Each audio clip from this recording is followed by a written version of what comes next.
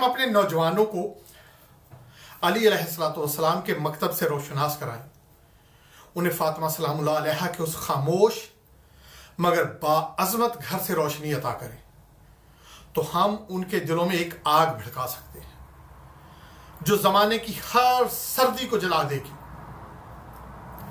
फिर हमारा ये जमूद ज़दा मुआशरा, ये खामोश बिखरा हुआ मायूस समाज उम्मीद, तहरीक और मकसद की नई रोशनी से जगमगा उठेगा।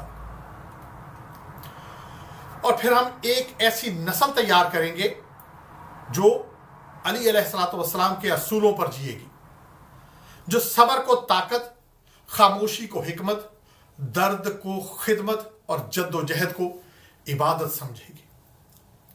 यही वो नस्ल होगी जो इंसानियत के लिए रोशनी बनेगी और वो मशअले राह जिसे अली अलैहिस्सलाम ने अपने खून, अपने अमल और अपने किरदार से हमेशा के लिए रोशन कर दिया।